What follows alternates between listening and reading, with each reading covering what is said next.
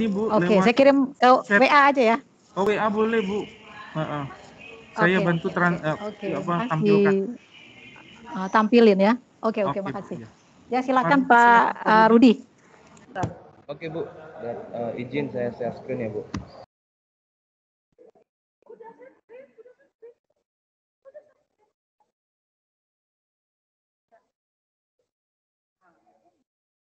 Nanti saya klik langsung di mana, Bu? Itu halo, permisi. Nanti saya klik di mana langsung, Bu? Ini ya, yang ini ya. Klik ini nanti ya. Ini ya, Bu. Enggak, Pak. Share screen. Oh, nanti ya. Oh, yang ini ya. Ya. Yang ini ya. Oh, duduk. Nah, ini kan nanti kan share sini nanti kan. Sudah terlihat, Bapak. Sudah. Ya. Sudah, Pak. Cuma kecil-kecil ya. Ya, baik. Selamat pagi Bu, mohon maaf. Perkenalkan saya Rudi Sonda Sinaga. Saya dosen baru di Fakultas Advokasi Manajemen Pajak. Di sini saya mengambil mata kuliah kewirausahaan sesuai dengan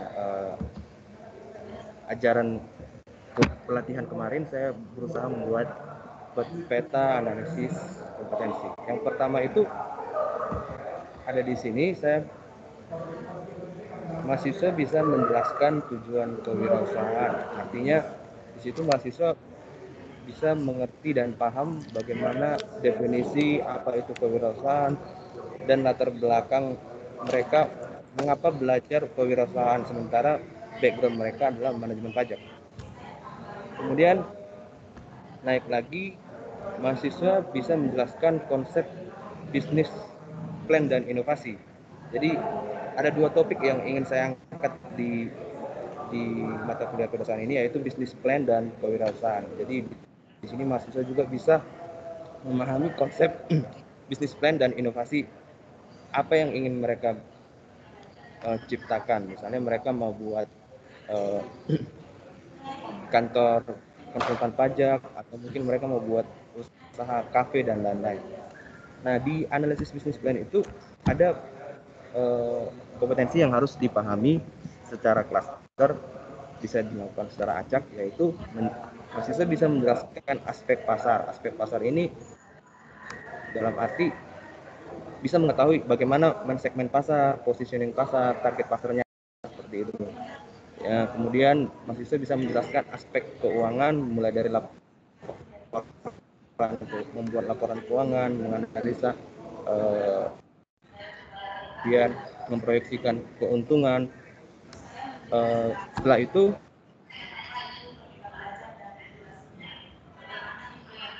Berhenti, Pak.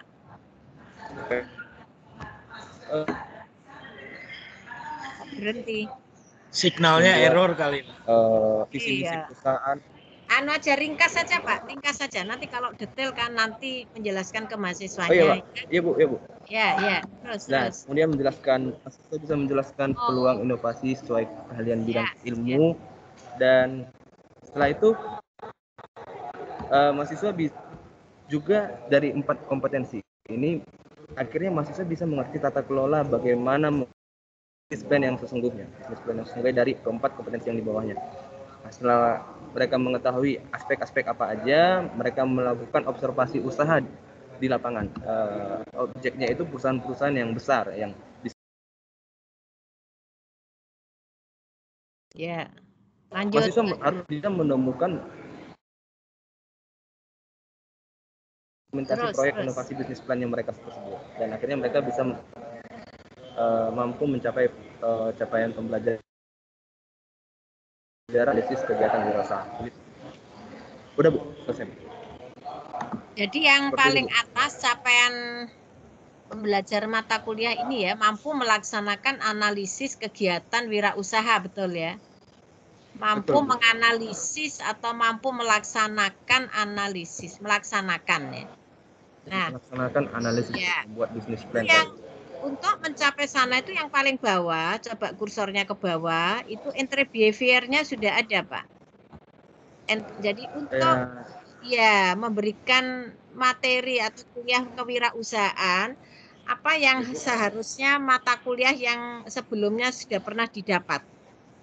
Bukan prerequisite ya, bukan. Jadi apa dia tentang mata kuliah apa? Mendasari untuk kewirausahaan itu. Pengantar manajemen, atau Bu. Pengantar manajemen ya? Manajemen. Iya, benar. Ya, boleh. Jadi di bawah itu kotak menjelaskan tujuan kewirausahaan. Itu ada kotak-kotak kecil-kecil panjang seperti punya yang awal tadi Pak Chandra itu loh, ada titik-titik bawah, kemudian di bawahnya ditulis entry behavior mata kuliah manajemen misalnya, ya. Oh iya, iya.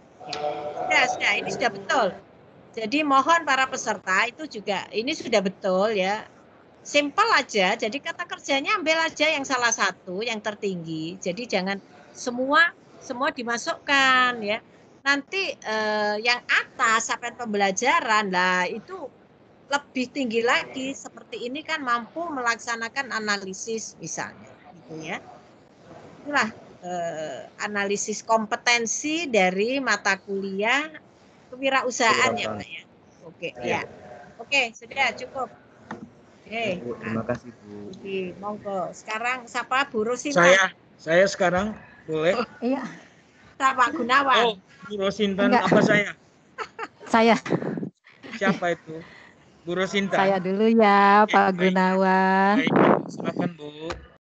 Iya, tadi saya minta tolong sama Chandra mungkin ya. Chandra untuk ditampilin. Karena dari sini agak. Iya, silakan Bu.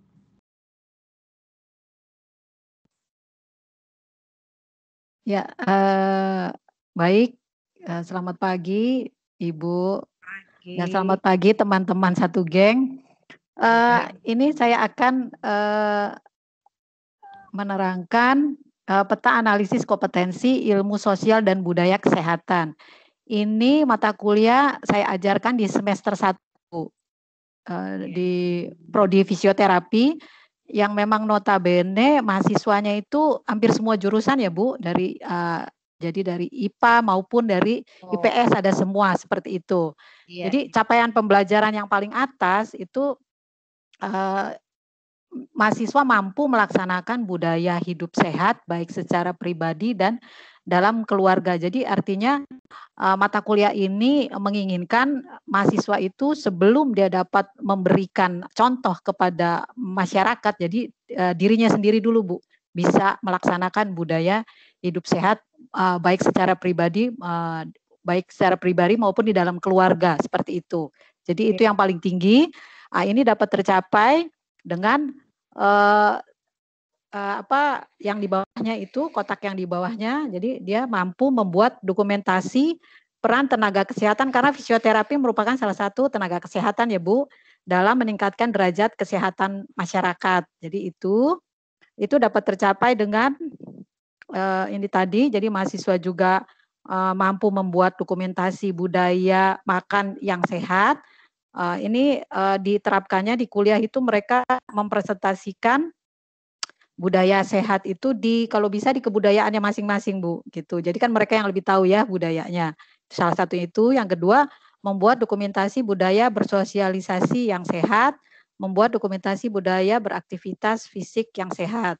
Itu juga tercapai dengan melalui bila mahasiswa sudah dapat menjelaskan budaya hidup sehat, lalu di bawahnya mahasiswa juga sudah mampu menjelaskan konsep dasar kebudayaan. Nah, yang paling dasar itu mahasiswa menjelaskan konsep ilmu sosial. Kok ada kolom yang sebelahnya kanan itu apa Bu? Kok ada mampu menjelaskan, membuat benar itu apa?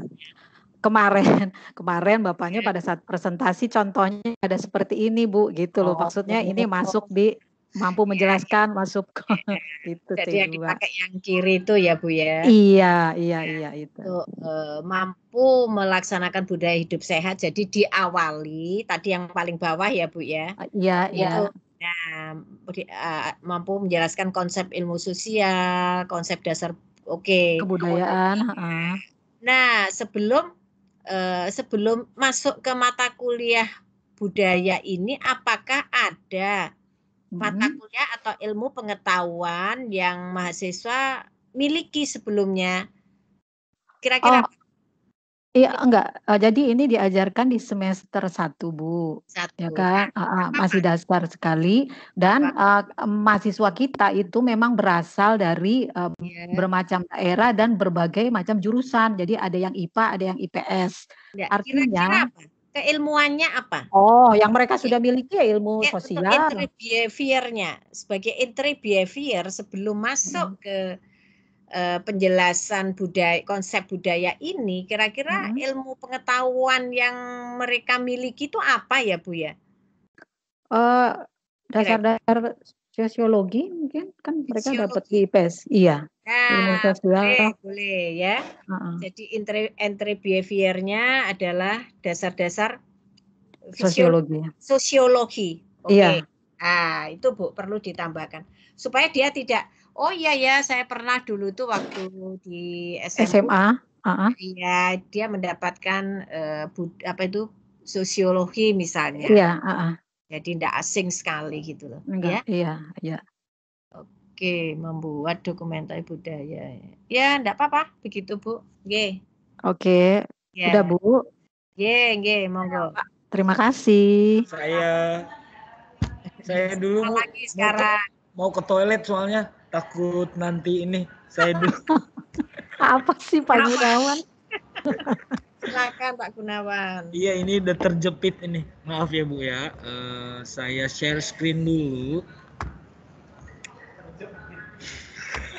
Ini udah dijepit ini Pak. Ya. Ibu Bapak sudah melihat halaman Word saya? Ibu? Sudah. Sudah ya. Oke, baik. Terima kasih Bapak Ibu atas kesempatannya. Saya mulai seperti yang Ibu Nunuk katakan tadi, berarti bahasa Inggris ini, layar saya apa ya sekarang terlihat ya Pak? Sudah terlihat. Sudah ya. Oke, baik. Kotak paling bawah Pak. Ya. Oke, jadi ini Bu Nunuk bilang tadi sebelum mata kuliah ini ada, apa sih pengetahuan dasarnya? Ini adalah pengetahuan karena ini seperti Ibu katakan tadi, ini adalah bahasa Inggris dasar yang mungkin mereka pelajari di SMA ya. Jadi setelah pengetahuan bahasa Inggris dasar ini masuklah ke mata kuliah bahasa Inggris umum di semester 1 di segala jurusan di fakultas ya. Di universitas maksudnya, karena ini mata kuliah umum bahasa Inggris 1. Oke, pertama mereka dapat menjelaskan kelas kata dalam bahasa Inggris. Kalau di bahasa Inggris disebut dengan parts of speech. Setelah itu naik ke hierarki selanjutnya, mereka bisa menjelaskan 4 dari kelas kata tersebut. Ada 4 kelas utama yang memang paling sebenarnya mahasiswa harus pahami di dalam mempelajari bahasa Inggris. Setelah itu hierarki selanjutnya adalah mereka bisa menjelaskan fungsi 4 kelas utama tersebut.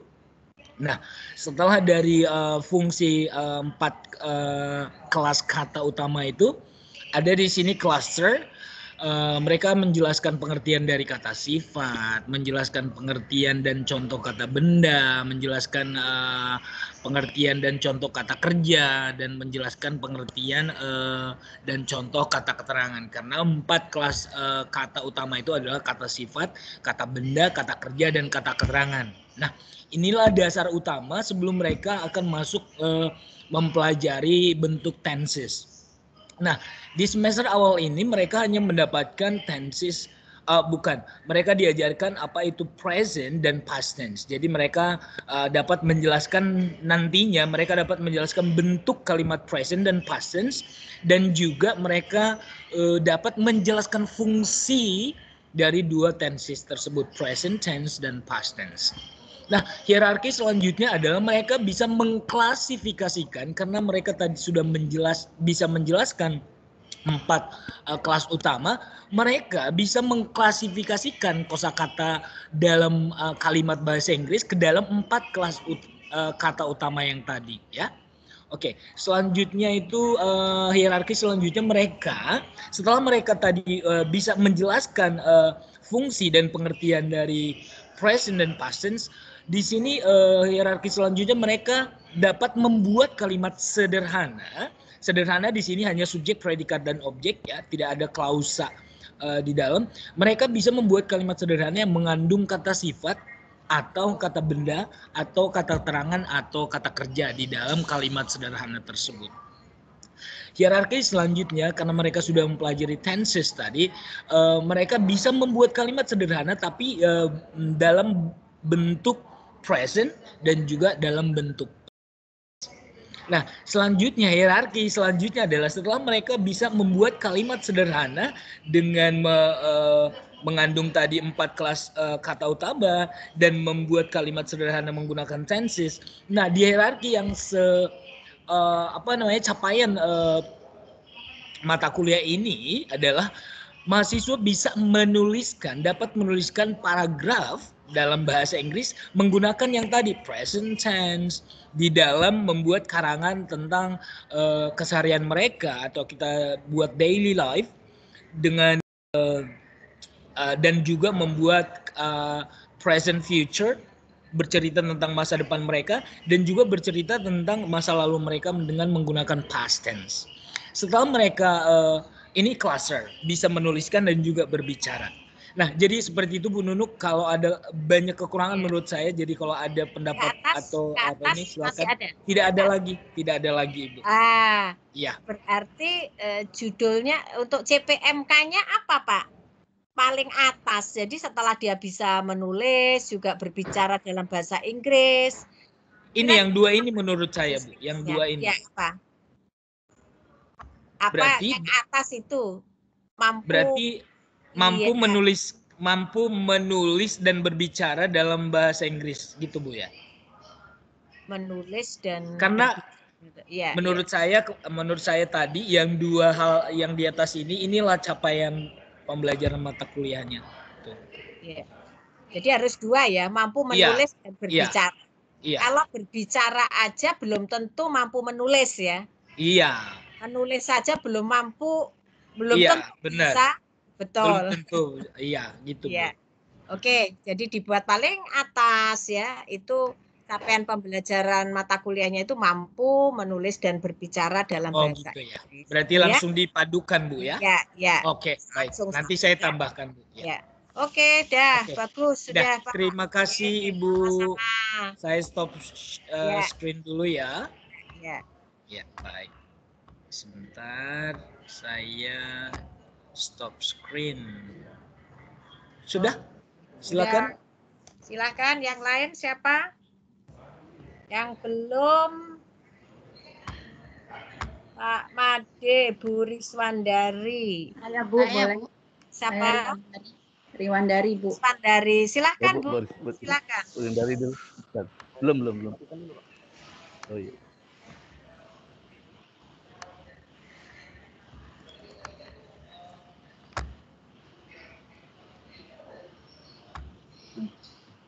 Sudah masuk belum Bu? Ya, sudah. Salah kayaknya ini yang tampil, sebentar Bu.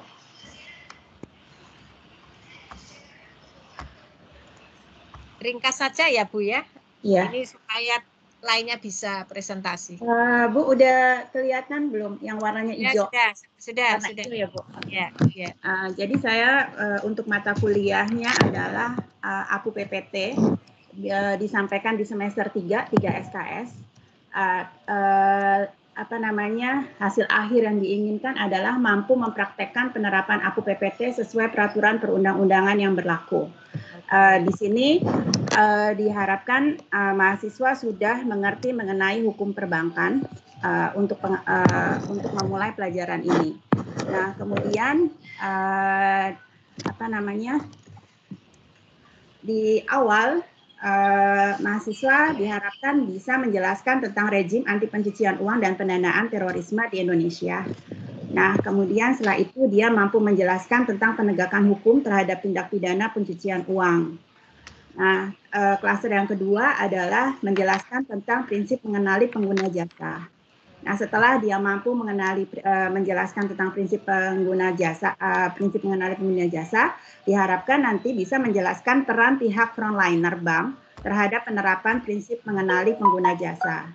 Nah, berikutnya adalah menjelaskan tentang kewajiban pelaporan bagi penyedia jasa keuangan. Di sini untuk perbankan ya Bu, D3 perbankan. Nah, kemudian menjelaskan tentang proses identifikasi pelaporan transaksi. Nah, setelah mampu menjelaskan tadi, diharapkan nanti berikutnya adalah mampu menjelaskan tentang tipologi dan menjelaskan tentang red flag. Nah, setelah kesemuanya itu mereka mampu, diharapkan nanti mampu menjelaskan indikator berdasarkan unsur TKM, tindak pidana asal, transaksi, dan perilaku pengguna jasa. Nah, setelah mempelajari itu semua, diharapkan mahasiswa ini mampu membedakan tipologi atau modus operandi TPPU sesuai klasifikasi. Kemudian kami akan meminta mahasiswa untuk mengakses berita-berita yang terkait dengan TPPU dan pendanaan terorisme dengan mengaitkan pada indikator dan tipologi, kemudian mendiskusikan sehingga tahu sebagai frontliners bisa loh dalam tindak pidana pencucian uang dan pendanaan teroris tanpa disadari gitu, sehingga mereka tahu dengan membaca berita-berita ini mereka bisa meminimalkan risiko pada saat mereka nanti bekerja. Nah, kemudian diharapkan setelah itu mampu mempraktekkan peran frontliner bank terkait penerapan prinsip mengenali pengguna jasa. Jadi pada saat mereka menjadi teller atau CS, mereka bisa mempraktekkan apa yang sudah didapat dalam pelajaran APU PPT ini terkait penerapan prinsip mengenali pengguna jasa. Dan di sini juga kita minta mahasiswa untuk mempraktekkan bagaimana pada saat mereka menemukan hal-hal yang terkait dengan TPPU dan pendanaan terorisme. Nah, kemudian diharapkan nanti mahasiswa mampu membuat laporan transaksi mencurigakan, transaksi tunai, dan transaksi luar negeri. Nah, setelah mempelajari itu semua, hasil akhirnya adalah mahasiswa mampu mempraktekkan penerapan APU PPT sesuai peraturan perundang-undangan yang berlaku. Demikian Bu yang bisa saya sampaikan, mohon koreksinya jika ada yang kurang pas. Bagus ini, betul.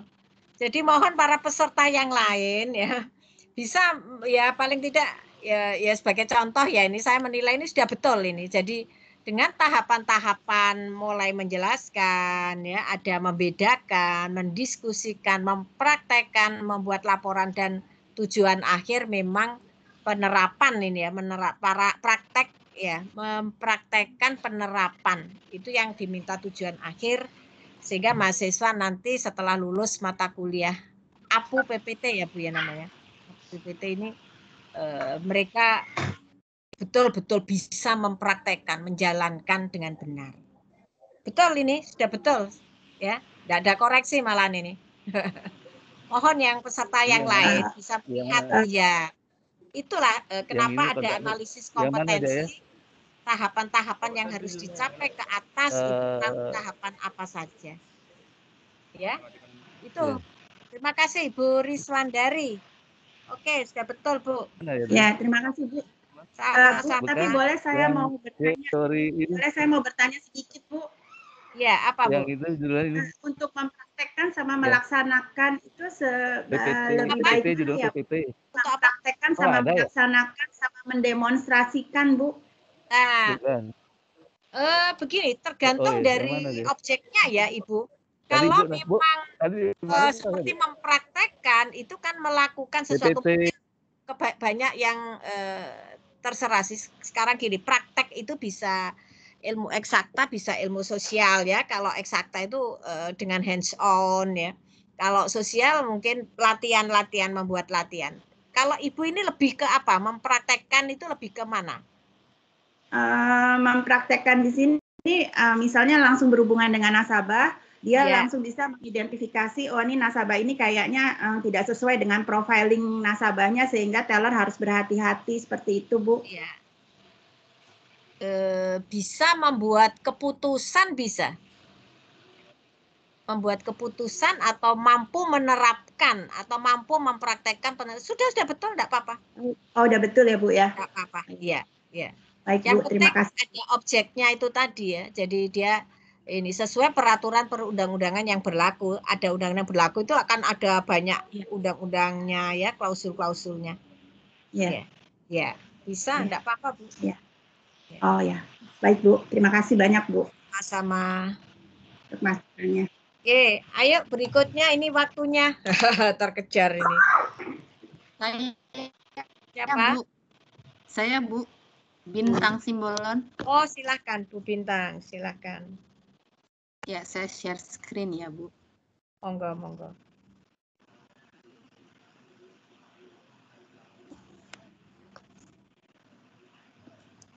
Apakah sudah masuk? Belum. Oke.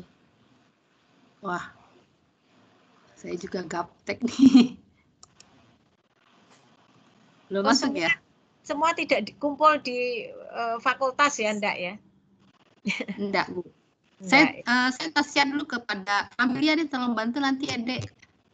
Aku kirim ya ke Familia. Saya gantian dulu, Bu. Saya mau share dulu kepada Familia. Oke, ganti dulu. Siapa? Yang sudah siap. Emang belum bisa. Ada Pak Made sama Bu Wiwi. Siapa dulu? Kalau memang menunggu. Halo. Yang belum, apa nunggu dulu? Bu Bintang, apa nunggu dulu ini? Ya, Bu. Oke.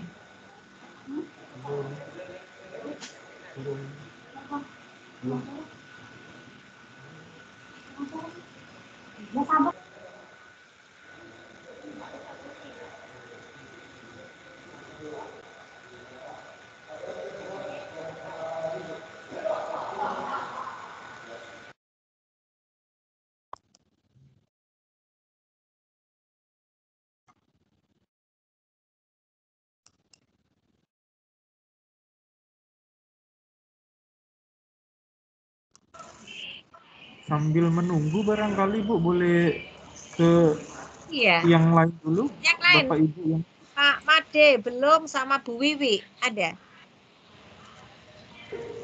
Bu, mohon izin laptopnya Pak Made masih error Bu. Ini lagi diperbaiki di benahi. Bu Wiwi bisa juga.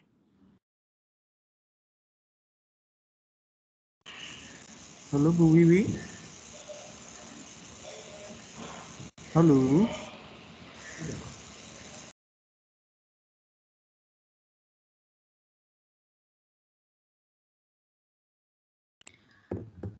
Aku sudah share ke Familia, boleh nggak, Dek?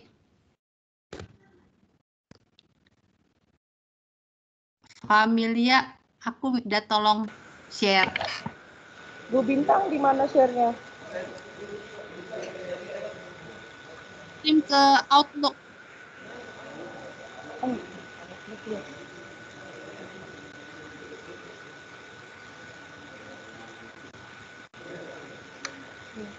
Ini kendala sinyal di sini. Atau siapa dulu deh yang lebih dulu. Tadi saya bantu Pak Made. Pak Made juga lagi error. Oke, aku kirim ke WA ya. Bu Wiwi ada apa enggak ini? Bu Wiwi. Enggak kelihatan ya? Halo Bu Wiwi. Bu Wiwi. Halo. Atau Pak Made udah? Dulu tadi. Halo. Ya Pak. Ya Bu Wiwi sambil menunggu yang lain. Kalau bisa presentasi Bu, ya. Ya, saya sudah kirimkan ke ini ke Abigail, mohon di-share Pak, gaptek nih Pak. Wah, Abigail. Jangan ke Abi Bu. Jangan ke Abi, ke kita yang ada di grup ini aja. Ke Abi. Abigail nggak ada di grup ini Bu. Oh, belum ada Pak di Pak Chandra kasih emailnya aja di chat. Pak Chandra. Oh ya. Bu Wiwi kasih ke Pak Chandra. Pak Chandra itu kasih nomor emailnya aja nanti di chat. Baik, baik. Assalamualaikum Ibu. Saya melalui WA Pak. Saya melalui WA Pak. Minta tolong Pak. Ke WA siapa Bu Wiwi? HP saya di-input, Pak. Takut error nih, apa namanya emailnya. Ke WA siapa Bu Wiwi? WA Pak Chandra, Bu, bisa? Oh ya udah. Boleh Bu, Kasih boleh nomor. Bu. Ya silakan. Yang mana Ya, Pak? Ini? Pak Chandra, HP saya tolong Pak di-input, Pak. Iya Bu, iya boleh Bu. 813. Pak, ini dia Pak, keluarnya. Ini Pak. Oh saya Yang ini ya? saya Coba. ketikin nomor Coba. saya di ini aja ya Bu. Oh gimana ya? Yang mana? Ibu ini nomor saya aja Bu di grup. Ibu Wiwi ke WA saya aja, itu ada nomor saya di chat. Silakan. Langsung ke sini aja Pak ya? Ini ya, ini nggak ada nih di sini. Oh ini. Ah, ini masalahnya kirimnya nih. Ibu Wiwi lihat di chat ada nomor saya, kirim ke WA saya, nanti saya share. Desktopnya mana Pak? Hah? Laptop? Desktop. Ini desktop. Nih. Ini data Bapak. Atau di sini aja ambil Pak. Gimana Pak? Di removable aja. PPT itu peta sih gede Pak, peta. Bentar Pak ya, bentar Pak. Ini dia. Bu Bintang belum kirim file ke saya, Bu. Ya. Sudah masuk, kirim lewat Uki Outlook. Belum ya, Bu, belum ada ini ya. Bu, serius, nggak ada filenya. Oh, Kosong, Bu. berarti belum masuk ya? Lewat WA aja Bu Bintang. Iya, memang aku lihat WA tapi belum kekirim ini. Halo? Siapa yang mau ya? Pak Made mungkin sudah siap. Ye. Monggo. Sebentar Bu, saya izin share screen dulu ya. Ya.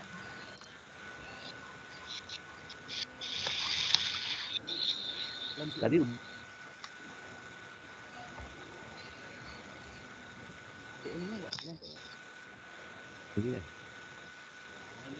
Udah masuk, mohon izin Bu, maaf lagi ada ini Pak Bu. Sebentar Bu. Nggih.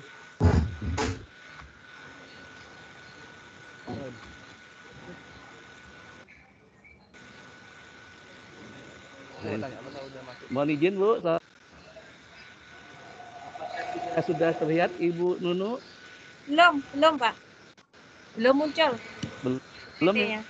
Ya. Belum.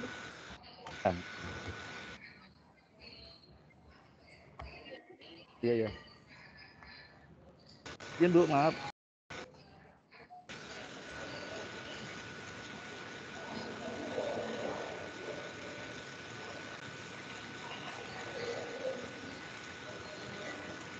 Ya. Terlihat Ibu? Oh. Kembali lagi. Nah, sudah. Sudah ya Bu? Sudah Pak. Nggih. Assalamualaikum warahmatullahi wabarakatuh. Waalaikumsalam. Selamat pagi Bu Nunu. Mohon izin saya akan menyampaikan contoh analisis pembelajaran pendidikan anti korupsi Bu. Kebetulan saya mengampu mata kuliah ini ya. Ujian pembelajaran umumnya adalah mampu melaksanakan pencegahan korupsi dengan pendekatan etik moral. Untuk mencapai tujuan pembelajaran umum ini, maka entry behavior adalah pendidikan agama dan pendidikan etika, Bu. Sebelum mereka masuk ke perkuliahan ini, maka dia akan mendapatkan dulu perkuliahan agama dan etika, Bu. Ya. Kemudian pertama dia akan menjelaskan konsep dasar terjadinya korupsi yaitu C2. Kemudian menjelaskan proses terjadinya korupsi. Karena ini kalau dia tidak tahu proses maka tidak akan memahami bagaimana faktor-faktor penyebab yang timbul korupsi ini. Karena ini adalah kegiatan yang bersifat extraordinary crime, Bu. Kejahatan yang luar biasa. Di dalam hal ini dia mampu menjelaskan faktor-faktor apa yang menyebabkan korupsi. Ada dua faktor internal dan faktor eksternal. Nah, kemudian setelah dia dapat menjelaskan faktor eksternal dan faktor internal, maka dia akan mengetahui dampak masif korupsi. Kemudian dapat menjelaskan dan menganalisis sikap terhadap korupsi. Kalau dia sudah dapat menjelaskan aspek sikap terhadap korupsi, maka diharapkan dia mampu melaksanakan pencegahan fungsi dengan pendekatan etik dan moral. Kenapa moral? Karena moral di saat ini terjadi degradasi moral. Oleh karena itu pembekalan entry behavior tadi dibutuhkan dalam pendekatan agama dan etik. Ini adalah dalam rangka mencapai C3. Ya, itu sudah Pak. Demikian yang saya sampaikan secara singkat tentang contoh analisis pembelajaran faktor penyebab korupsi, Bu. Mohon arahan dan saran Ibu. Nunu. Ya, sudah betul. Jadi itu belum diberi kata kerja ya yang Oh siap, iya, dioper-oper. ada nanti dua saya kasih ke Bu, ya. atas itu ya. Siap. Apa itu sama aspek sikap. Diberi kata kerja ya, Bu, ya. Siap.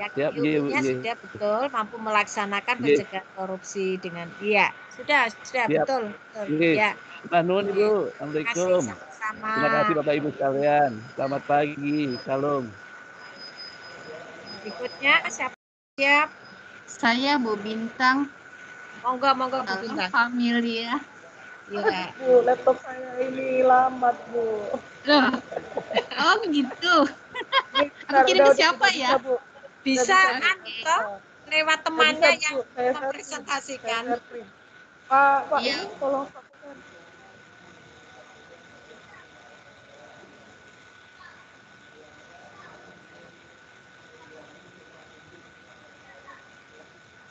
Ya, monggo Bu Bintang. Terima kasih Bu. Ya, mana filenya?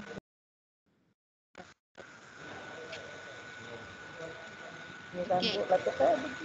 Ya, terima kasih Adik. Ya, saya menyajikannya dalam PowerPoint ya Bu, maaf Bu. Silakan, enggak apa. Ya. Jadi peta analisis kompetensi dari mata kuliah yang saya ajar yaitu filsafat pendidikan dan pengembangan teori administrasi pendidikan. Kemudian capaian mata kuliah mampu menganalisis kemampuan yang diharapkan pada abad 21. Itu yang paling tinggi yang nomor 13. Jadi yang paling bawah mahasiswa itu sebagai jadi yang paling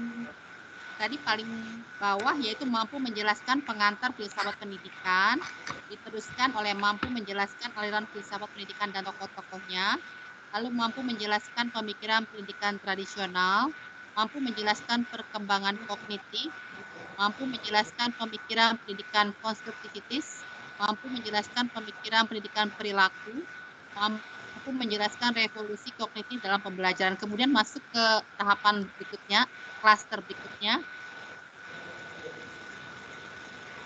Mampu menerapkan pemikiran pendidikan alternatif, mampu menerapkan pemikiran fungsi sekolah, mampu menerapkan pemikiran pendidikan untuk para siswa minoritas, mampu menerapkan pemikiran keterkaitan antara masyarakat, budaya, dan pendidikan, mampu menerapkan pemikiran keterkaitan antara pendidikan dan perubahan, dan terakhir mampu menganalisis kemampuan. Demikian Bu. Ya, jadi gini Bu, paling atas itu CPMK-nya kan mampu menganalisis kemampuan apa Bu? Ada objeknya ya. Mampu. Oh iya.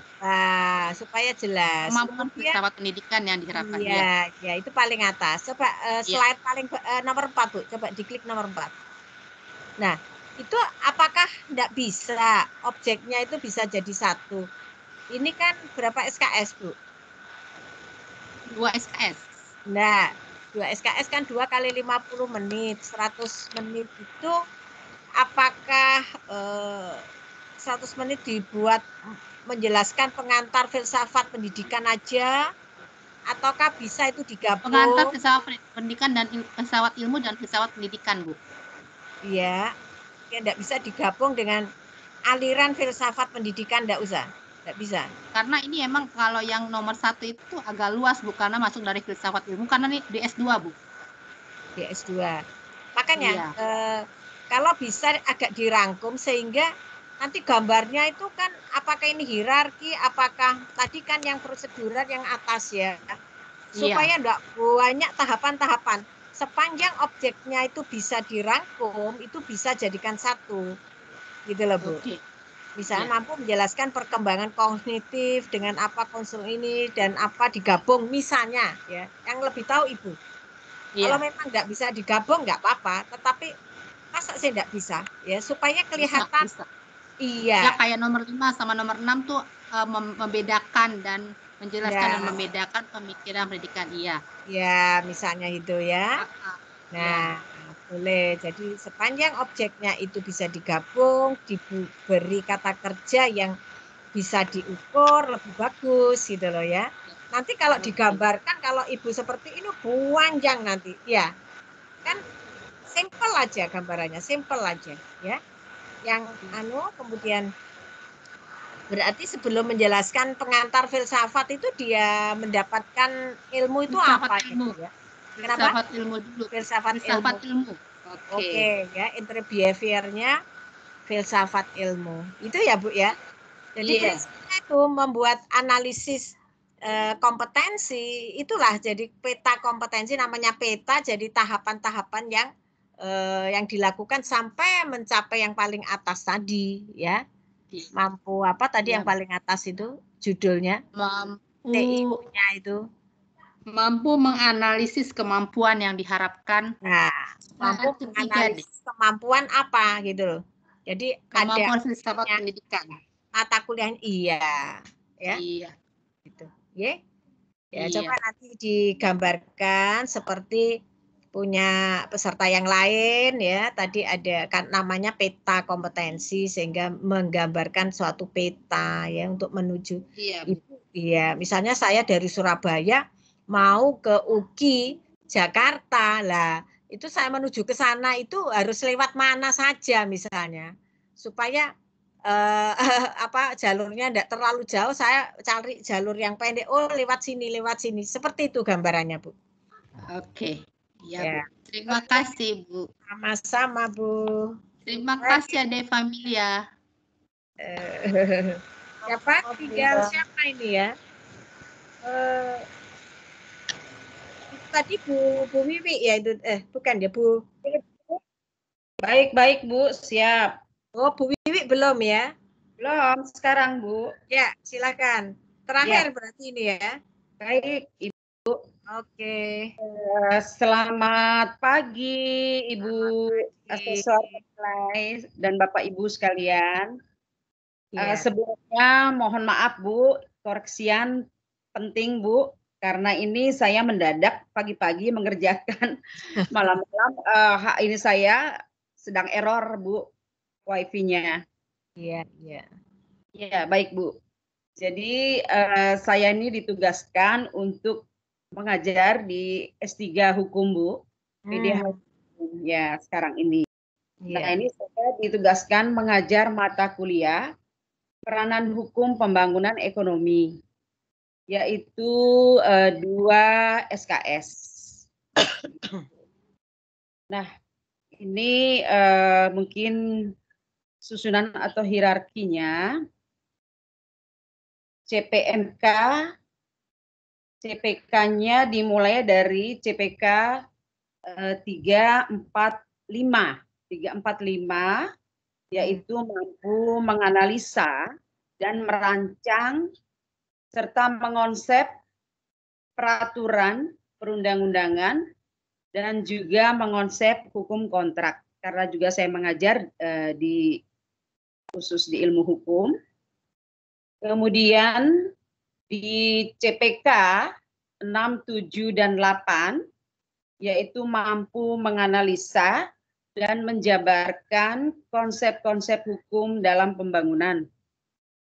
Lalu di CPK 9 dan 10, yaitu mampu menganalisa prinsip-prinsip hukum ekonomi. Berikutnya CPK 11, mampu mengintegrasikan pranata hukum ekonomi nasional dan hukum ekonomi internasional. Ini perbandingan hukum. Kemudian di CPK 12 dan 13, mampu mengintegrasikan analisis hukum ekonomi. Berikutnya CPK 14, 15, dan 16 mampu mengintegrasikan lembaga dan peranata hukum ekonomi. Kemudian di CPK 1 dan 2, mahasiswa mampu menjelaskan dan mewujudkan sistem hukum Pancasila. Ya, sistem ekonomi Pancasila. Karena kami di program Doktor Hukum ini kekhususannya adalah ekonomi Pancasila. Kemudian untuk interbehaviornya, yaitu mahasiswa mampu merancang peraturan perundang-undangan. Ya, baik. Demikian, Bu, singkat Iya. saja, mohon masukan. Terima kasih. Coba Bu, CPK 3, 4, dan 5, apakah nanti itu sendiri-sendiri atau memang dijadikan satu? Mampu menganalisis dan merancang atau mengkonsep pengaturan. Apakah kalau itu jadi satu, ambil kata kerja yang tertinggi mana, Ibu? Untuk dia apakah mampu merancang atau mengkonsep pengaturan pengundang-undangan dan mengonsep hukum. Lah, konsep kelihatannya. Mampu mengonsep peraturan perundang-undangan dan hukum kontrak misalnya. Ya, ya. Kalau membuat konsep itu dia sudah mampu mengkonsep tuh artinya bisa ya analisis ya bisa ya tahu perundang-undangannya. Jadi salah satu kata kerja aja ya Bu ya. Baik, baik. Mungkin merancang begitu ya, merancang gitu ya Bu ya. Merancang sudah tinggi, konsep ya, mengonsep ya. Boleh. Baik, baik Ya. Bu. Jadi konsep ya. Ya, Ibu yang lebih paham lah ini ya, mengonsep apa. Demikian pula CPK 678 itu ada mampu menganalisa dan menjabarkan. Nah, itu yang paling tepat itu yang mana Bu yang bisa diambil ini? Ya, menganalisa konsep hukum dalam pembangunan atau menjabarkan. Menganalisa ya yang paling tinggi. Apalagi S3. S3 kan level of kompetensinya tinggi ya. Oke. Ya, 9 dan 10 oke menganalisis, 11 itu mampu mengintegrasikan, oke. Mampu mengintegrasikan analisis hukum ekonomi, oke. Jadi yang paling atas nanti mampu mengintegrasikan agama, moral, dan etika dalam peranan hukum pembangunan ekonomi. Itu sudah mencakup itu ya hukum tentang hukum kontrak, hukum pembangunan internasional gitu ya. Oke, Bu, siap. Oh, ya, gitu, nggih. Dan yang tadi jangan lupa CPK 1 dan 2 tadi ya. Kemudian ada entry behavior. Nanti digambarkan dengan kotak-kotak itu Bu, sehingga kelihatan petanya. Oh ternyata S3 itu mampu mengintegrasikan dia, ya, hukum, ya, hukum ini, hukum internasional, apa ekonomi internasional. Monggo yang paham Ibu. Baik Ibu. Ya. J Bu Wiwi, sampun ada pertanyaan? Turun. J sami-sami. Jadi ini sudah semua ya Bapak Ibu ya? Sudah semua sudah, Bu. Ya. Iya Bu, sudah Bu.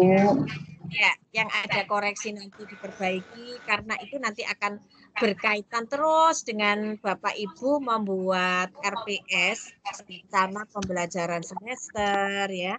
Kemudian membuat soal-soal ujian itu kan juga tergantung dari level of kompetensinya nanti ya yang sudah ditetapkan.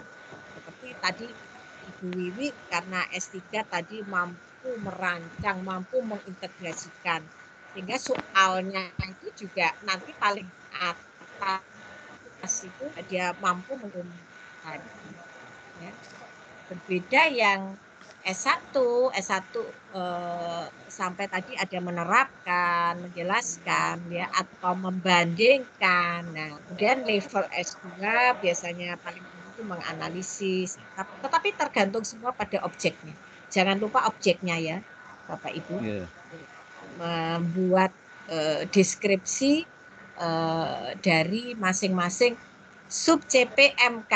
Jadi ada CPMK tadi paling atas itu TIU, yang lama itu tujuan instruksional umum itu adalah capaian pembelajaran mata kuliah, kemudian diturunkan di breakdown ke bawah itu ada sub CPMK. Nah, sub-sub itu tadi yang Bapak Ibu buat dengan kotak-kotak tadi.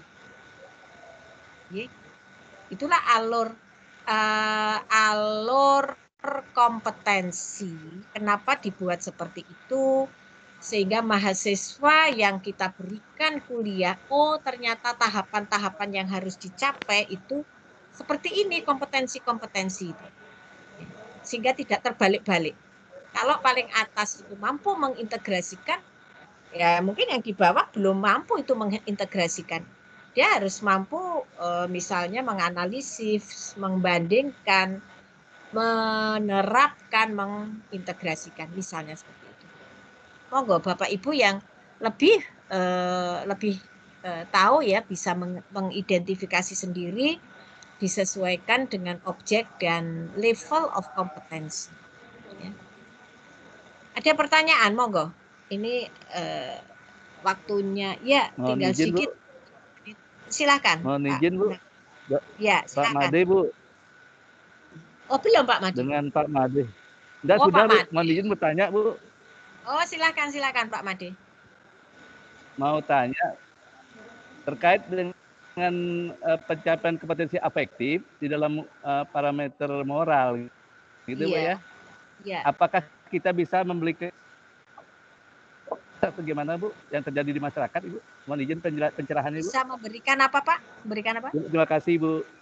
Enggak ada tadi untuk afektif untuk moral ya. Ya, memang tentang morality itu kan bagaimana nanti Bapak mengukurnya ya. Dia punya morality yang bagus itu mengukurnya bagaimana? Ya, itu memang tidak mudah ya, tetapi nanti agama ya Bu. Kenapa? Iya. Betul ya, moral ya tadi ya. Dengan pendekatan etik dan agama ya Bu. Iya. Iya, lah ya. Nanti yang penting Bapak mau mengukur morality itu dengan etik dan agama lah, itu ada parameter pengukurannya. Makanya kenapa tadi ada kata kerja yang tidak boleh paham, tidak boleh mengetahui, itu tidak bisa diukur.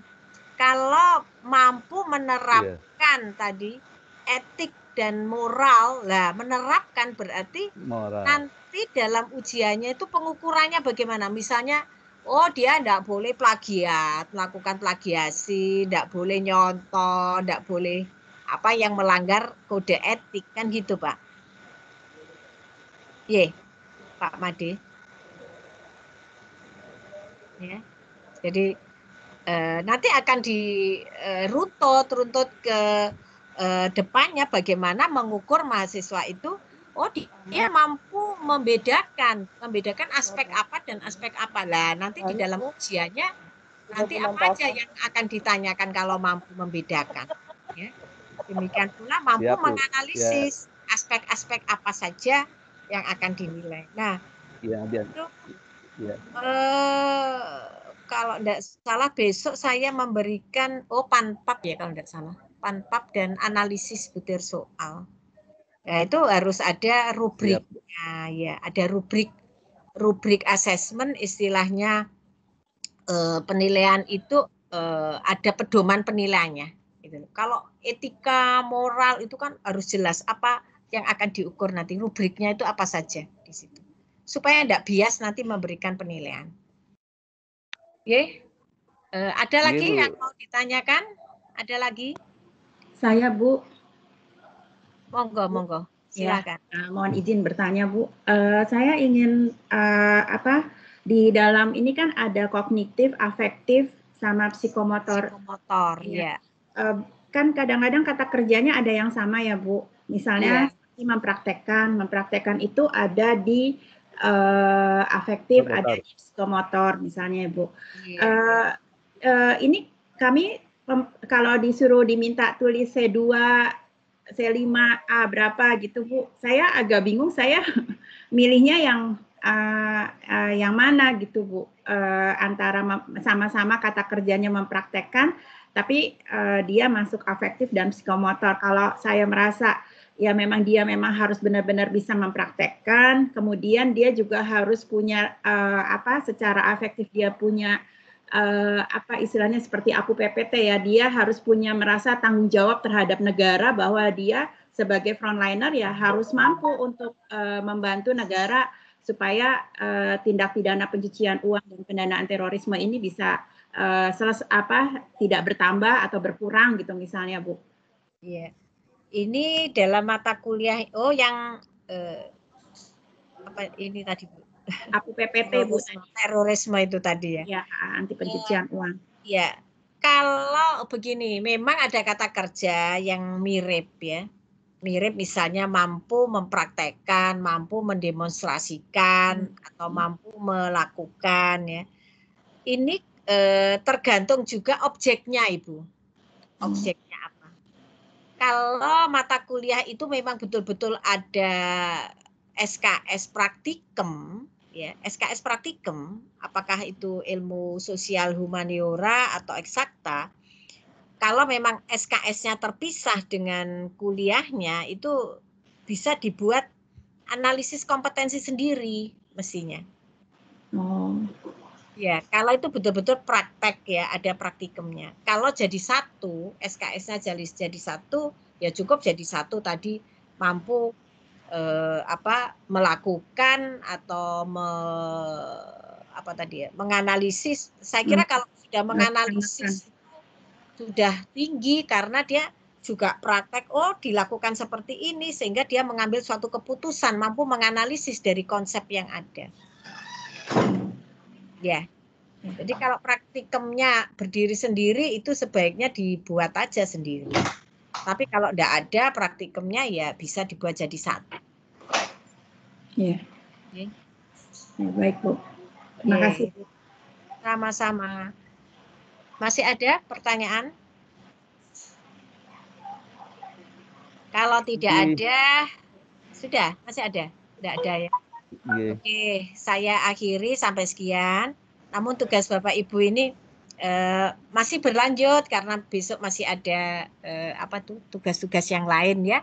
Sampai ya besok saya juga memberikan materi tentang panpap dan analisis butir soal.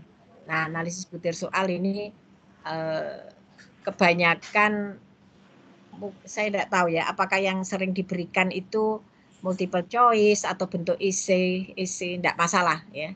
Nanti akan kami jelaskan detail tentang analisis soal. Demikian, mohon maaf kalau tidak bisa secara detail saya menjelaskan, memang waktu yang terbatas, tetapi saya melihat secara umum sudah ada gambaran ya, apa yang akan diberikan ke mahasiswa dan hasil akhirnya itu apa.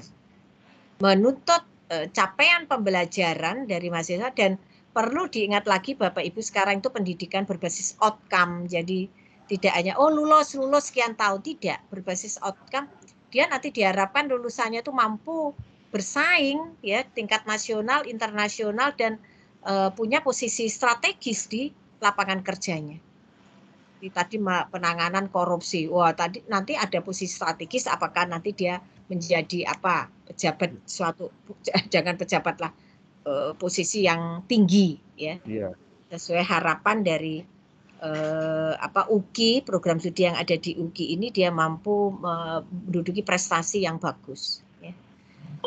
Baik, selamat siang Bapak Ibu, semoga sukses, Tuhan memberkati ya. Amin. Semua dalam keadaan sehat sehingga bisa mengikuti pelatihan nanti sampai akhir di hari Jumat ya.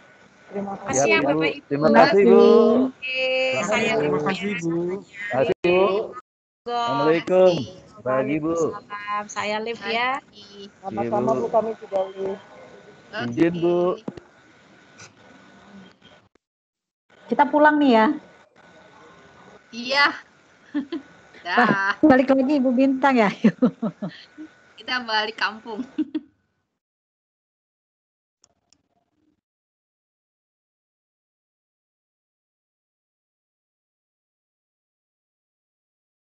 Bu Bintang.